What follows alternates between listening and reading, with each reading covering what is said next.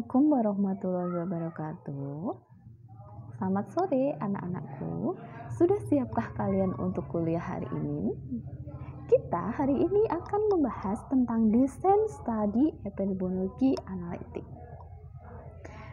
Desain studi epidemiologi analitik itu akan menitik beratkan pada pencarian hubungan sebab akibat. Sebab itu didapatkan oleh faktor-faktor resiko, kemudian akibat itu didapatkan oleh kejadian sakitnya itu. Nah, di sini akan meneliti tentang masalah determinan dari suatu penyakit. Pokok kegiatan dari epidemiologi analitik pertama yaitu merumuskan hipotesa, yang itu didapatkan dari data epidemiologi deskriptif. Kemudian menguji hipotesa itu dengan melakukan penelitian epidemiologi analitik dan kemudian menarik kesimpulan berupa sebab akibat. Nah, kemarin itu sudah kita bahas tentang studi korelasi. Yang hari ini kita akan membahas tentang cross-sectional, case control, dan cohort. Cross-sectional itu merupakan rancangan penelitian epidemiologi yang akan melihat hubungan antara paparan dan terjadinya penyakit dalam satu individu dalam populasi di waktu yang sama.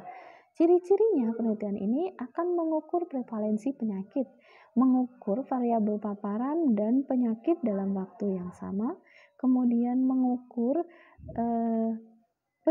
paparan dan penyakit dalam waktu yang serempak pada suatu sampel yang mewakili populasi.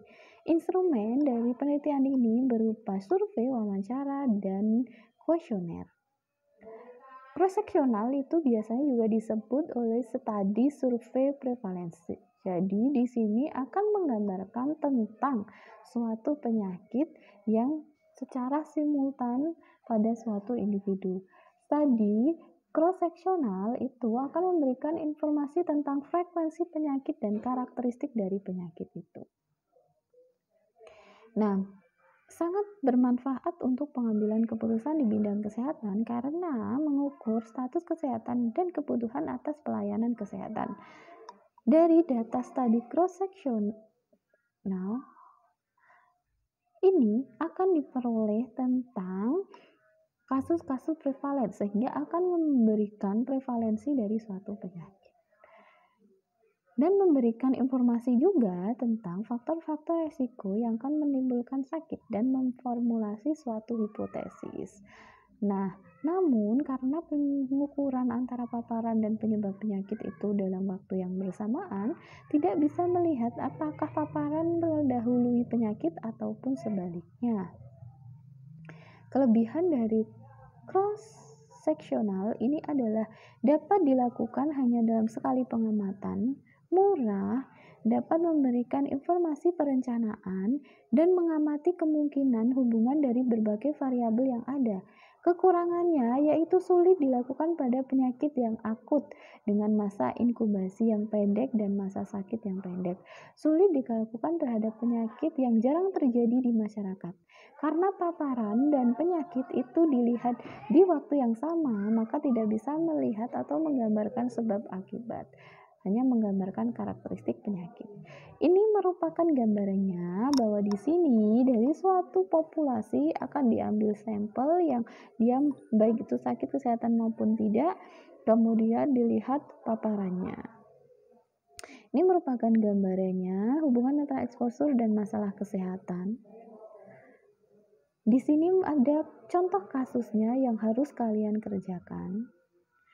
Kita lanjut ke penelitian case control. Itu apa sih? Itu adalah penelitian yang melihat secara retrospektif atau melihat dari akibatnya dahulu kemudian mencari penyebabnya. Di situ berarti akan dilakukan dua kelompok. Yang satu itu kelompok kasus dan kelompok kontrol.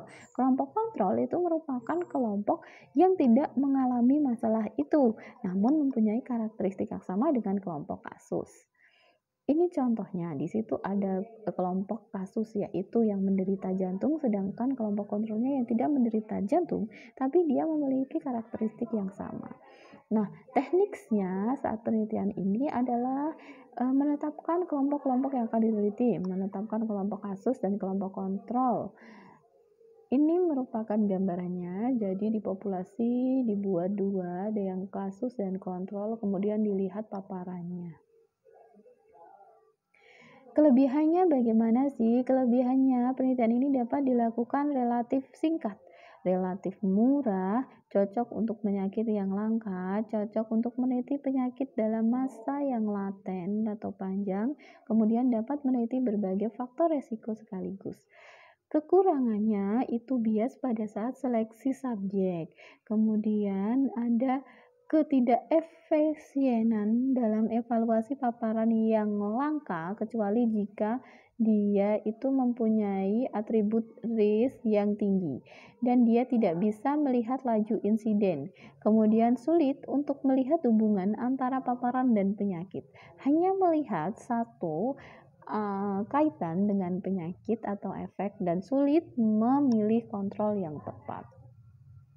Ini merupakan gambaran eksposur dan masalah yang A itu adalah kelompok yang dia mengalami masalah dan dia juga terpapar. B itu dia tidak mengalami sakit namun dia terpapar. C dia sakit namun tidak terpapar. D dia tidak sakit dan tidak terpapar. Ini saat kalian menggunakan desain study case control, maka kalian akan menghitung tentang odds ratio yang didapat dari A kali D per B kali C. Langkah-langkahnya itu yaitu membuat pertanyaan penelitian beserta hipotesis penelitian, melihat variabel penelitian, menentukan populasi dan sampel dari penelitian, kemudian memilih yang kasus itu seperti apa, yang kontrol seperti apa, menetapkan jumlah sampelnya. Nah, ini tadi menghitung odds ratio yang didapatkan dari A kali D. A adalah suatu kelompok yang dia sakit dan dia terpapar, kali D yaitu kelompok yang dia tidak sakit dan tidak terpapar, per B yaitu kelompok yang dia tidak sakit namun dia terpapar, dan C adalah kelompok yang dia itu sakit namun tidak terpapar. Ini merupakan contoh kasusnya. Ini merupakan studi yang ketiga, yaitu tentang studi cohort yang melihat suatu penelitian secara prospektif, yaitu melihat dari penyebabnya dulu, baru dilihat akibatnya atau penyakitnya. Nah, di sini berarti akan dimulai dari menghipotesis suatu penyebab penyakit yang kemudian akan menganalisis sampai penyakit itu terjadi. Ini merupakan contohnya yang dari populasi, akan dilihat populasi prevalennya, kemudian dilihat sampelnya, kemudian ada kelompok yang terekspos dan tidak terekspos, dan dilihat nanti adakah masalah kesehatan atau tidak. Kelebihannya, desain ini sangat baik untuk menentukan insiden dan laju insiden. Kemudian studi ini sangat baik untuk melihat hubungan antara faktor resiko dan efek. Nah, ini juga sangat sedikit atau meminimalisir bias paparan.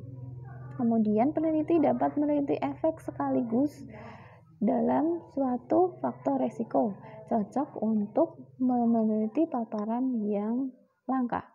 Kekurangannya itu membutuhkan waktu yang lama, biaya yang mahal, tidak efektif untuk penyakit yang langka, akan terancam drop out. Kenapa? Karena penelitian ini berlangsung lama.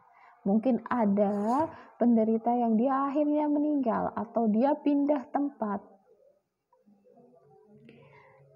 Ini sama hubungan terpaparnya. Langkahnya akan menetapkan pertanyaan penelitian, kemudian variabel penelitian dari variabel dependen dan independennya.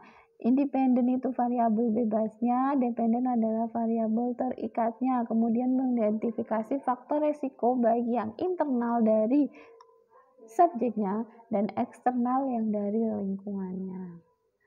Kemudian menetapkan populasi dan sampel yang akan dipilih. Kemudian membuat tabel dipotomi dan mengamati efek agar tidak terjadi dropout. Saat kalian menggunakan desain penelitian itu cohort, maka yang akan kalian hitung adalah risk ratio atau relatif race. Itu didapat dari apa sih? Yaitu dari B per A plus B. A didapatkan dari A plus B. A itu apa? A itu merupakan kasus dengan paparan. Kemudian AB itu merupakan jumlah yang mengalami paparan. Per C itu adalah kasus yang dia itu tidak mengalami paparan. Per C plus D adalah yang tidak mengalami paparan. Angka RR itu berkisar dari 0 sampai 1 itu jika dia itu bermakna, dan dia tidak bermakna jika di bawah 1 dan lebih dari 1. Ini contoh kasus yang harus kalian kerjakan. Kemudian studi eksperimental itu adalah studi penelitian yang di situ merupakan salah satu rancangan untuk melihat hubungan sebab akibat. Uji eksperimental itu ada dua, yaitu uji praklinik dan uji klinik. Uji klinis itu secara in vitro itu dengan media kultur, sedangkan secara in vivo misalkan dengan hewan coba. Nah, uji klinis itu secara in vivo langsung pada manusia, baik itu secara diagnostik maupun terapi. Kelebihannya desain ini sangat baik karena dapat menghindari confounding. Validitasnya eksternal sangat tinggi. Kemudian desain ini mempunyai pembanding yang hampir sama waktunya. Kemudian analisisnya mudah. Kelemahannya, rancangan penelitian sangat kompleks, populasi subjek dapat berbeda dengan populasi target, validitas eksternalnya rendah, double blinding sulit dilakukan. Penelitian kesehatan itu sudah lama dilakukan oleh tokoh-tokoh Islam sejak zaman kerajaan Islam, dan sampai sekarang itu masih terus berkembang, salah satunya dengan melihat dari penelitian berdasarkan ilmu epidemiologi. Sekian presentasi kuliah hari ini. Jangan lupa dikerjakan tugasnya dan dikumpulkan. Jika ada yang kurang jelas, kita bisa diskusi di sesi diskusi. Semoga kuliah ini bermanfaat. Kita tutup dengan bacaan hamdalah bersama-sama. Alhamdulillahirobbilalamin. Assalamualaikum warahmatullahi wabarakatuh.